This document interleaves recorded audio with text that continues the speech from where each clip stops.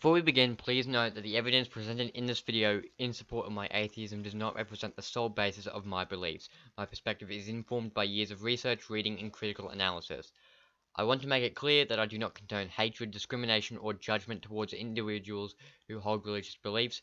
Respectful discussion is welcome. However, any instances of bullying, harassment, or targeted attacks in the comments will result in the removal of the offending comments and the permanent hiding of the responsible account from this channel. Anyways, guys, enjoy. Hey everyone, welcome back to another video. Today's video is a little bit different from my usual style of content, but I was looking back at some of my older community posts on this topic, and I thought it may be good to place my opinion on a spectrum rather than just saying there is no God. So yeah, if you guys enjoy this style of content and want to see more, don't forget to click below and subscribe if you haven't already, because we're almost at 1,000 subscribers. I'd like to get at least halfway there before 2026.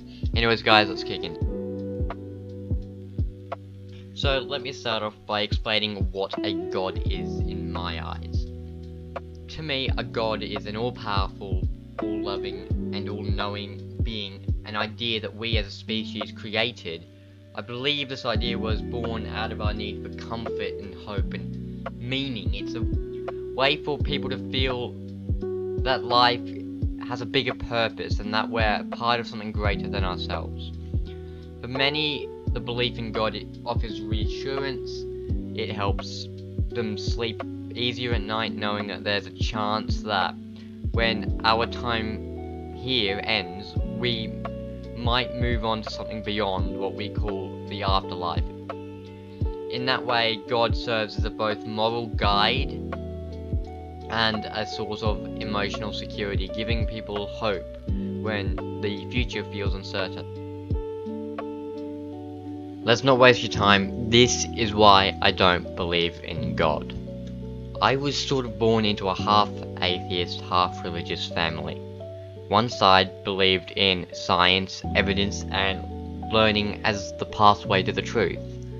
The other side believed in the love of an all-powerful creator, a God who sent his son down to the earth to die for humanity's wrongdoings. Growing up in that kind of split environment meant I was constantly exposed to two very different worldviews. And for my first 10 years of life, I identified myself as agnostic. I didn't believe in God, but I also didn't disbelieve. I stayed in the middle because to me there was no point in arguing about something I didn't know enough about. I was content to let the question sit unanswered until I had enough information or experience to make my mind up. And that all changed when I was 9 years old, specifically October of 2018, when my great-grandfather unfortunately passed away. The Bible says, to everything there is a season and a time for every matter under heaven, I think. And it also says, for the vision awaits its appointed time, though it lingers, wait for it, it will surely come, it will not delay. These verses have often been used to suggest that God takes people from this world at their perfect moment in a way that's meaningful, peaceful, or at least gentle. That's how I understood it at the time, but the way my pop died was the complete opposite of peaceful. He was 74, a type 2 diabetic, and had a history of heart problems, so when he suffered a heart attack it wasn't entirely unexpected. But what happened next is what shattered any possibility of me turning towards the light of religion. As the heart attack hit, he collapsed from his standing position. He hit his head on the sink, then onto a washing machine. The heart attack itself did not kill him. The fall did. I have no way of proving whether God did or did not try to make that moment easier for him, but from where I was standing, it was cruel, chaotic, and a violent end for a man who had lived a long and loving life. And if God is all good and all loving, wouldn't he have considered the people who had to witness it? Wouldn't he have made the final moment more peaceful for both the dying and those left behind? That day I stopped thinking of God as a possibility, because if he existed in the way the Bible describes him, I can't understand why he would allow such an ending. If he did exist but chose to act that way, then that is a god that was not a god I could worship.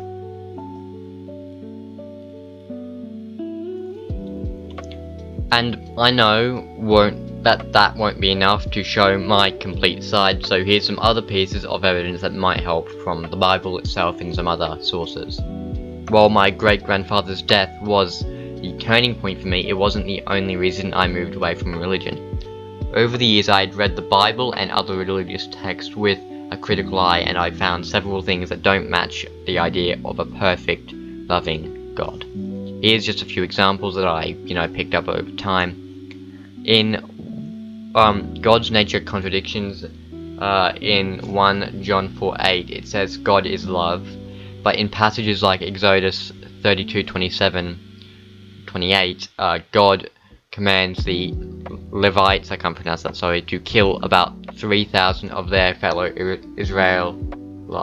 Israelites as punishment for worshipping a golden calf. If God is love, then why would he order mass killing over a single act of disobedience? There was also the moral problems with punishment. In 2 Kings 2:23-24, the prophet Elisha curses a group of boys for mocking him, and God sends 2 bears to maul 42 of them. This is presented as a justified act, but to me it reads more like vengeance than divine justice. There's inconsistencies in God's rules. In the Old Testament there are strict laws about morality, diet and worship, yet in the New Testament many of these laws are set aside. If God's rules are perfect and eternal, why would they change? There's Leviticus 11 and Acts 10, 13, 15.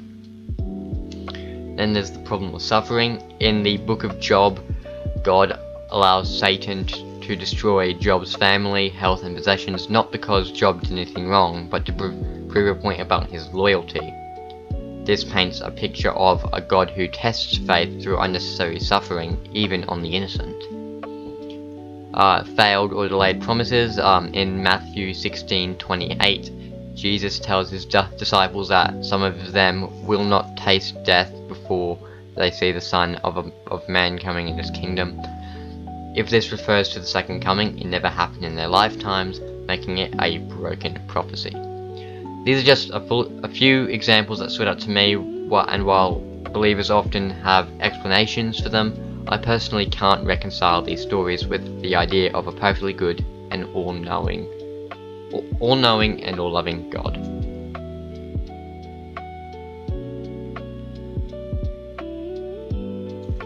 Now this part might make some people angry or confused or even both, but hear me out. Even though it's not my personal belief to follow a God or creator, I do not see it as my mission to change your mind. Belief is purely a deep personal thing, and it's not something anyone should be pressured into or in either direction. In fact, if you've ever read the Bible, explored other biblical texts, or even if you've never really thought about them deeply, I would still say this: there is nothing wrong with believing in God, not because I'm a hypocrite or unsure of my own views, but because I understand that for some people faith is essential. Some people need the extra push, something to get them out of bed in the morning when the world feels heavy.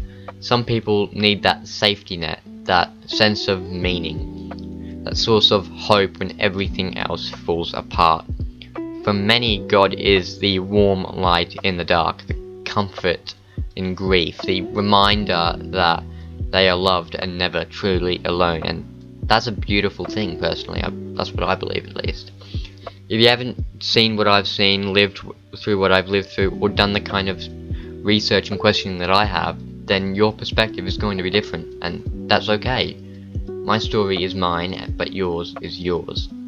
So if faith brings you peace, kindness, and a reason to live a better life, then I would never want to take that away from you. I would actually encourage you to nurture it. Believe if it makes you grow. Believe if it helps you love more and hate less. Believe if it makes you want to be a better person in a better world. I may not share your belief, but I will always respect it.